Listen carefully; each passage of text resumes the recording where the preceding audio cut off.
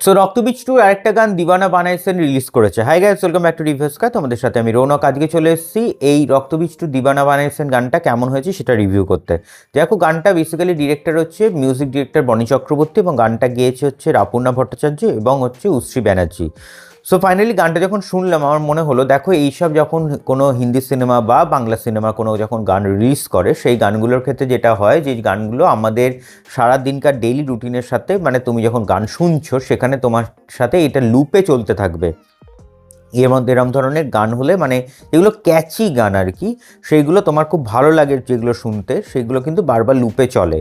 কিন্তু এই যে গানটা দিবানা বানাইছেন গানটা কিন্তু সেই রকম নয়, মানে আমার কাছে এটা একদমই ওয়ার্ক করেনি গানটা। এবং অনেকে হয়তো কমেন্টসে এসে গালাগালি করতে পারো, কিন্তু যেটা সত্যি সেটা বললাম যে গানটার কিন্তু যেরকম লিরিক্স বলো বা মিউজিক বলো সেগুলো কিন্তু একদমই ওয়ার্ক করছে না। এবার গানটার কোনটা ওয়ার্ক করছে সেটা হলো যে গানটা যেটা ভিজুয়ালি আমরা দেখছি, যে ভিডিওটা, সেখানে অঙ্কুশ এবং তার সাথে কৌশানীর যেরকমভাবে একটা রোম্যান্স দেখানো হয়েছে বা একটা রোম্যান্টিক সং হিসেবে, যেহেতু এটা একটা অন্য ধরনের গান, সো সেখানে দেখতে গেলে সেইগুলো দেখতে ভালো লাগছে, মানে দুজনকে ভীষণ ভালো মানিয়েছে, দুজনের কেমিস্ট্রি ভীষণ ভালো। এবং কৌশানী তো নো ডাউট একজন বড় অভিনেতা, কারণ ওর কাছ থেকে আমরা এর আগে অনেক ভালো ভালো কাজ উপহার পেয়েছি।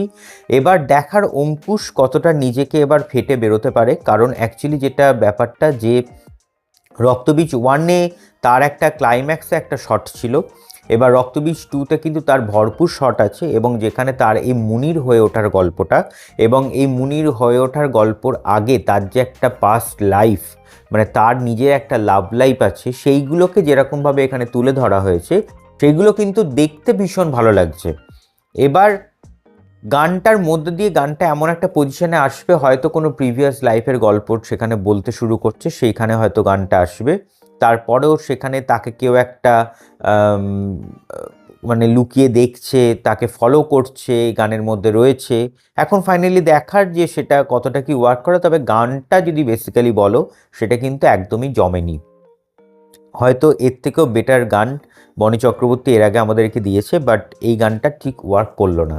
সো এই ছিল হচ্ছে আজকে সং রিয়াকশন ভালো লাগলে লাইক করো, শেয়ার করো এবং চ্যানেলটা সাবস্ক্রাইব করে দিও। কেমন লাগছে সেদিন কমেন্টসে জানাতে ভুলো না। সো ভালো থাকবেন, সুস্থ থাকবেন এবং সিনেমা দেখবেন আমাদের চোখ দিয়ে। Thank you.